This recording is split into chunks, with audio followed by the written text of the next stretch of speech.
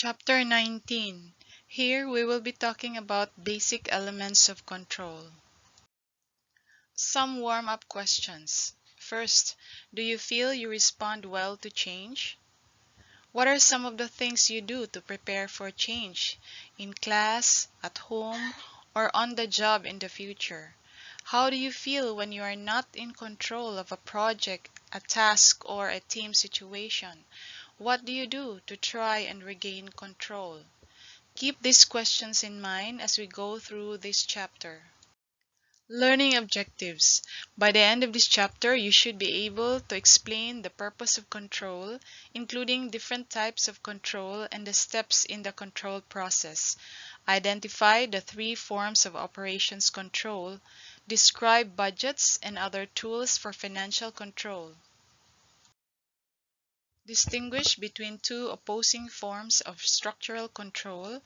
Discuss the relationship between strategy and control, including international strategic control, and identify characteristics of effective control, including why people resist control and how managers can overcome this resistance. The nature of control. Control is the regulation of organizational activities in such a way as to facilitate goal attainment. This is done so that some targeted elements of performance remains within acceptable limits. Control provides organizations with indications of how well or poorly they are performing in relation to their goals. It provides a mechanism for adjusting performance to keep organizations moving in the right direction. And it provides indication that there is a need for intervention if some targeted element of performance falls outside of acceptable limits. Control, as you know, is one of the four basic management functions in organization. The control function, in turn, has four basic purposes, namely, to adapt to environmental change, to limit the accumulation of error, cope with organizational complexity, and minimize cost. To adapt to environmental change. Business environment nowadays is complex and turbulent, so all organizations must be able to adapt to change, otherwise they would fail. A properly designed control system can help managers anticipate, monitor, and respond to changing environmental circumstances. Limit the accumulation of error. Small mistakes can accumulate over time and eventually become serious. If not addressed right away, things might be out of control. An adequate control system will help to limit the accumulation of error. In order to cope with organizational complexity, as you know, complexity can be a result of many products being produced by the business, for instance, or resulting in a large number of raw materials, or a large market coverage, complicated organization design, or presence of competitors and other concerns that lead to complicated management strategies. A sophisticated and well-designed control system can maintain adequate control over the management system. Minimize cost. Control can help minimize cost, formulate waste reduction measures, and lower cost of labor and improve overall productivity. Types of control. Organizations practice control in a number of different areas at different levels, and the responsibility for managing control is widespread. Areas of control.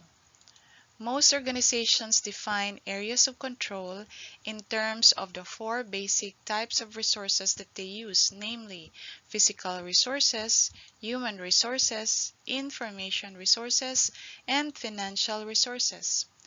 Control of physical resources includes inventory management, stocking neither too few nor too many units in inventory to prevent wastage. Quality control, making sure to maintain appropriate levels of output quality.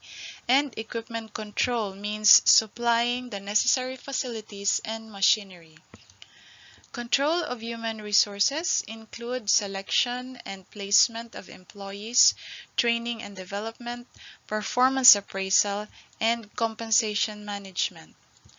Control of information resources includes sales and marketing forecasting, environmental analysis, public relations, production scheduling, and economic forecasting.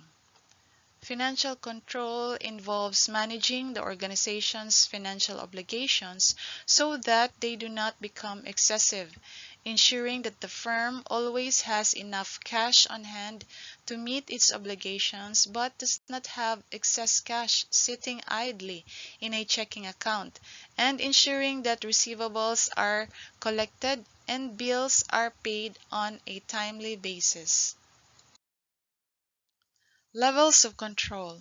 Managers use control at several different levels, and each level must be managed properly if control is to be most effective. Strategic control focuses on how effectively the organization's strategies are succeeding in helping the organization meet its goals.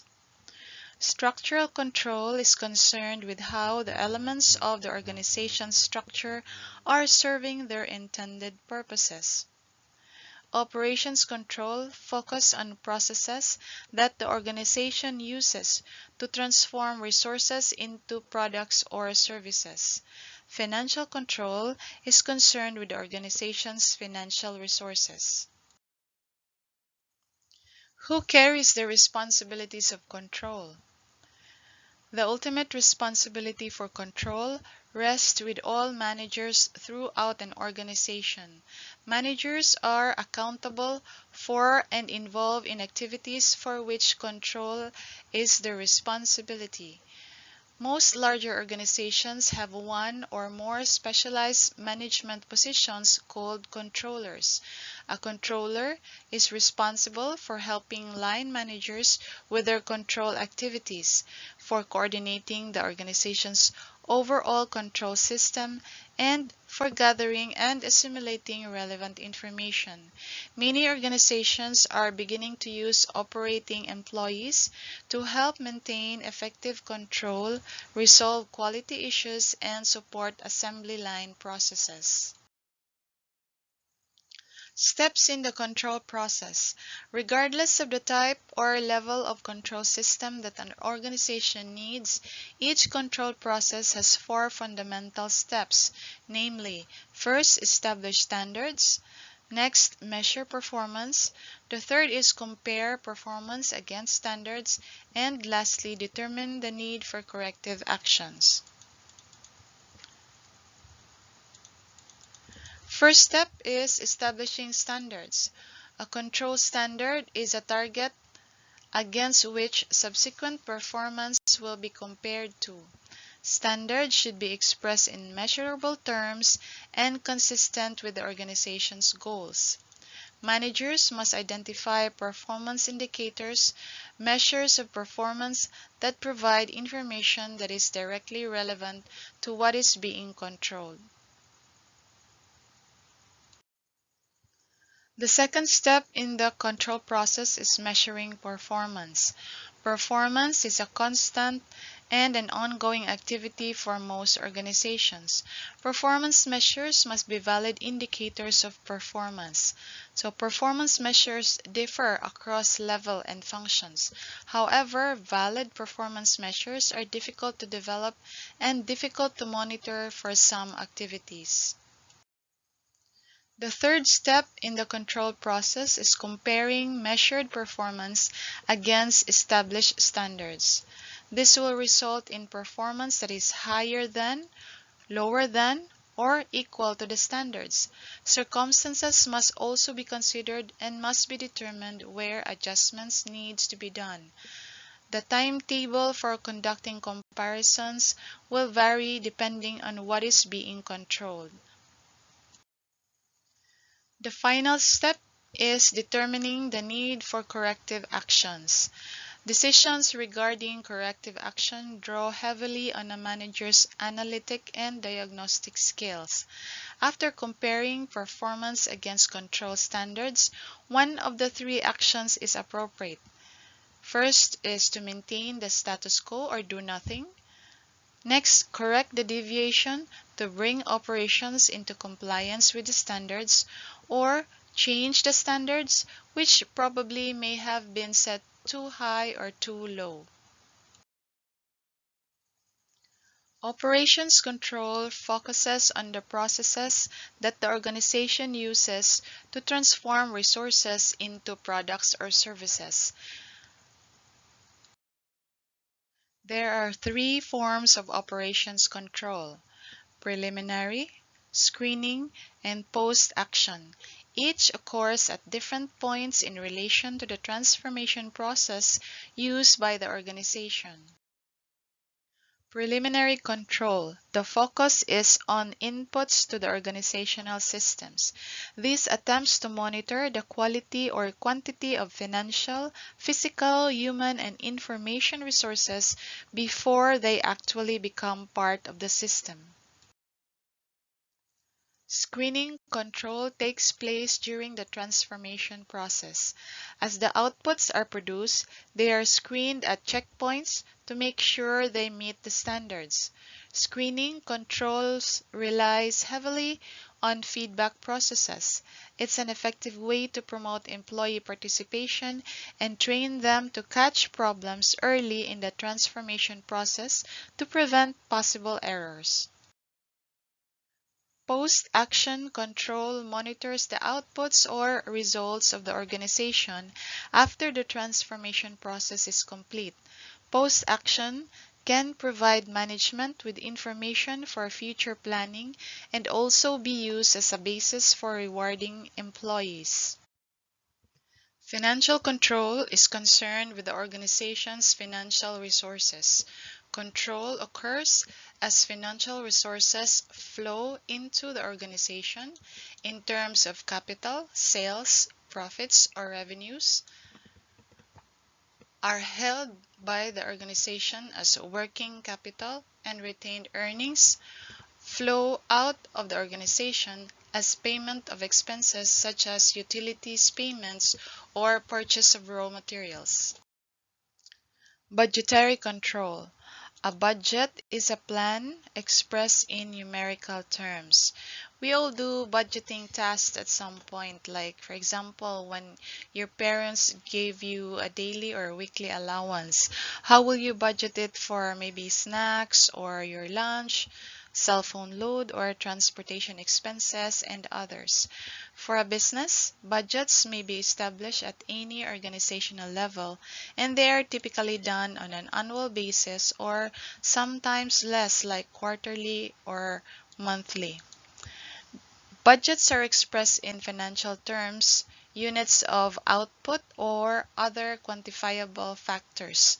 Because of their quantitative nature, budgets provide yardsticks for measuring performance and facilitate comparisons across departments, between levels in the organization, and from one time period to another. Budgets serve four primary purposes. First, they help managers coordinate resources and projects. Budgets help define established standards for control. They provide guidelines about resources and expectations, and budgets enable the organization to evaluate the performance of managers and organizational units.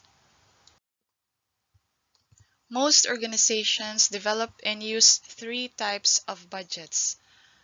Financial budget indicates where the organization expects to get its cash for the coming time period and how it plans to use it. Examples include balance sheet budgets and cash budgets. An operating budget is concerned with planned operations within the organization. Example, sales budgets and expense budgets. It outlines what quantities of products or services they intend to create and what resources will be used to create them. A non-monetary budget is expressed in non-financial terms, which includes units of outputs, hours of direct labor, machine hours. Examples include production budgets and space budgets. They are mostly commonly used at lower levels of the organization. Organizations use various types of budgets to help manage their control functions. They belong to either of the three major types of budgets just mentioned. There are several different types of budgets in each category. To be most effective, each budget must be carefully matched with the specified function being controlled. Let's mention some of them. First, we have the type of budget called financial budget. It shows the sources and uses of cash. Next is cash flow or cash budget. This one shows all sources of cash income and cash expenditures in monthly, weekly, or daily periods. Next is the capital expenditures budget, which shows the cost of major assets such as a new plant, machinery, or land. Next, you have a balance sheet budget, which shows the forecast of the organization's assets and liabilities in the event all other budgets are met. Operating budget shows planned operations in financial terms.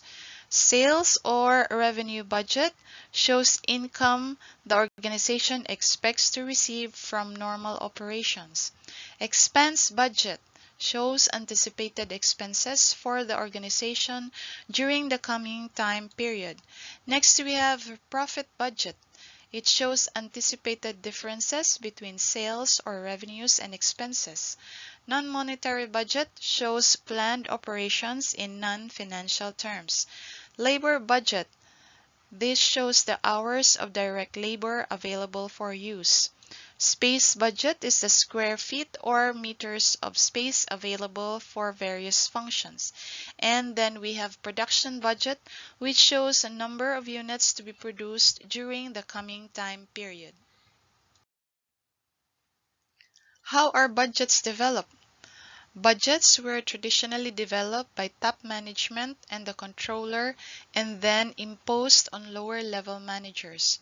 Many organizations today, however, are beginning to allow more participation by all managers in the budget development process.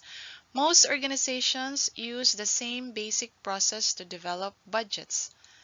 Operating units are requested to submit their budget proposals to divisions. These divisions, in turn, compile unit budgets and submit their own budgets to the budget committee, which is usually composed of top managers. Duplications and inconsistencies are corrected. The budget committee, controller, and CEO review and agree on the overall budget. The budgeting process has several strengths and weaknesses. The strengths include facilitation of effective controls to monitor operations, ease in identifying problem areas, improve coordination and communication between departments, assistance in planning and recording of organizational performance. Weaknesses include relative lack of flexibility, which can hamper operations if applied too rigidly. Budgets can be time-consuming to develop since it takes time to prepare the budget, which can have limiting effects on innovation and change. Other tools for financial control. A financial statement is a profile of some aspects of an organization's financial circumstances. A common financial statement is the balance sheet, which lists the assets and liabilities of an organization at a specified point in time. Another common financial statement is the income statement, which summarizes financial performance over a period of time, which is usually 1 year. Another tool is the ratio analysis, which is the calculation of one or more financial ratios from the information in a firm's financial statements used to assess some aspect of the organization's financial health. Organizations use a variety of financial ratios as part of financial control. Example, you have liquidity ratios, which indicate how liquid an organization's assets, which indicates how assets are easily converted into cash. Another is the debt ratio, which reflect the firm's ability to meet long-term financial obligations.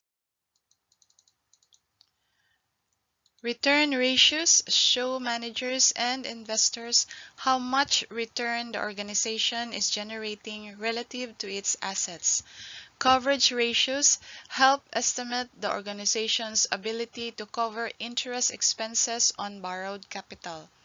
Operating ratios indicate the effectiveness of specific functional areas rather than that of the total organization.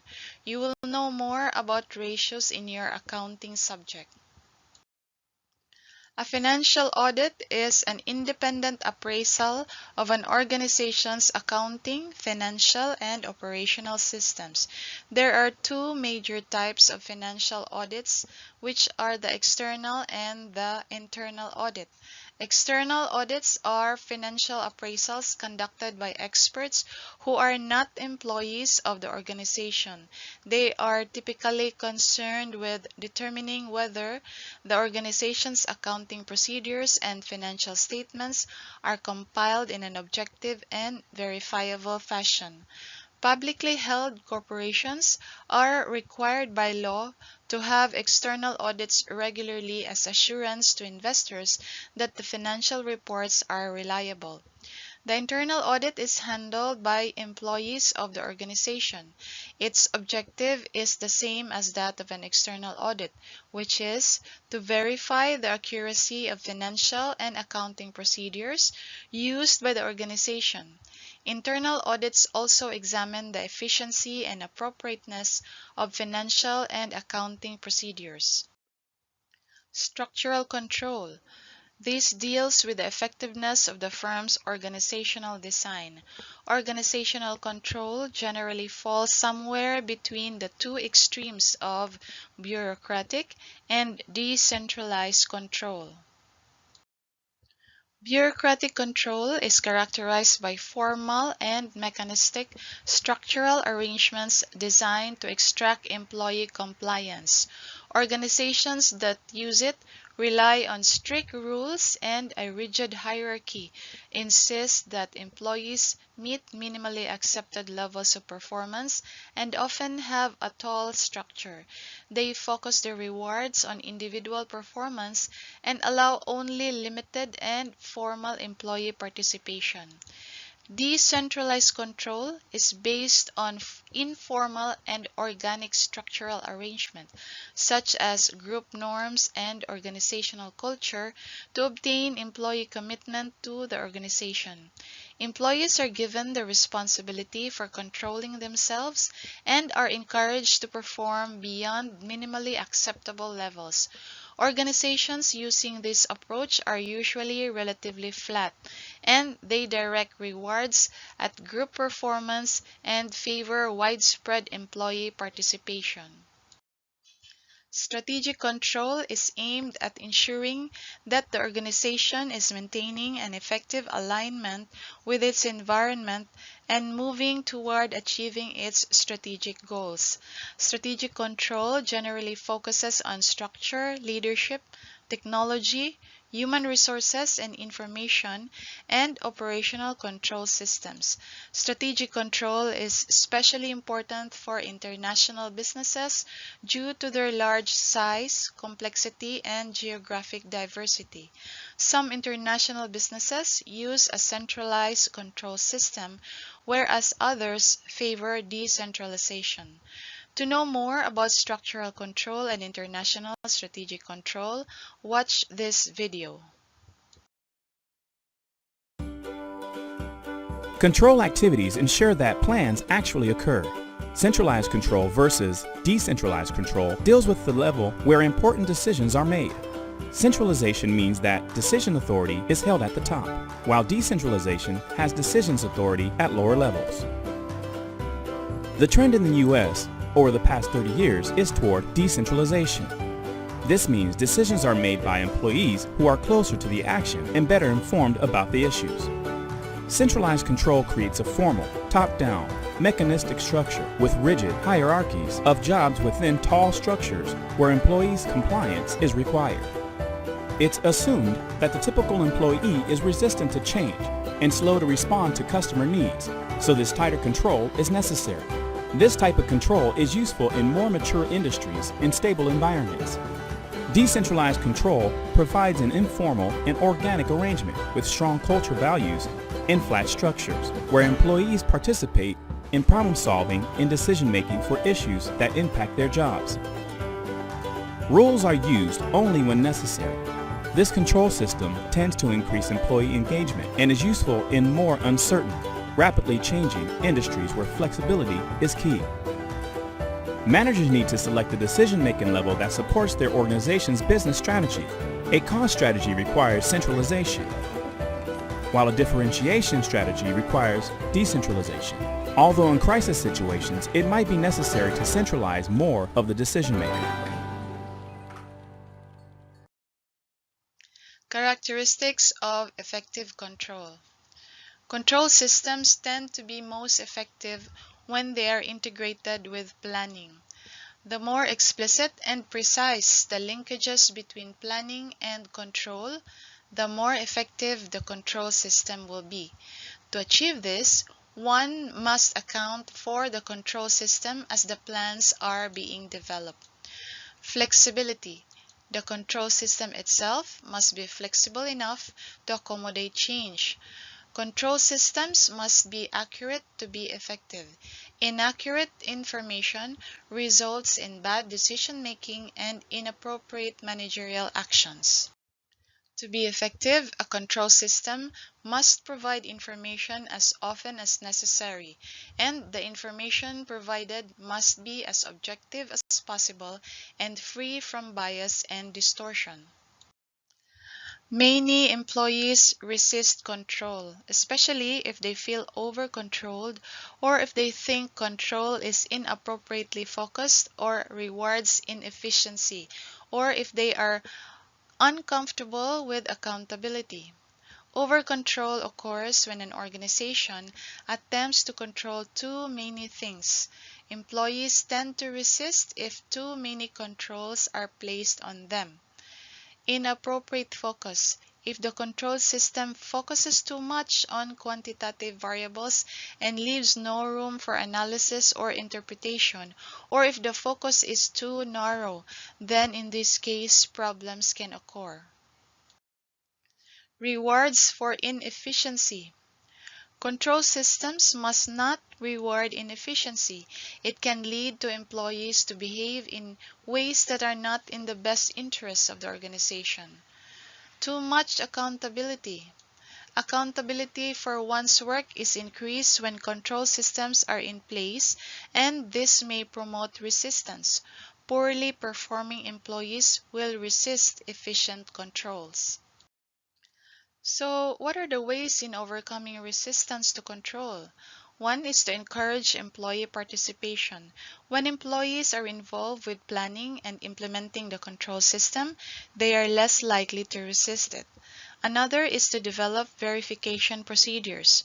Multiple standards in information systems provide checks and balances in control systems and allow the organization to verify the accuracy of performance indicators. Now that the lesson has ended, you will have learned how to explain the purpose of control, including different types of control and the steps in the control process. Identify the 3 forms of operations control. Describe budgets and other tools for financial control.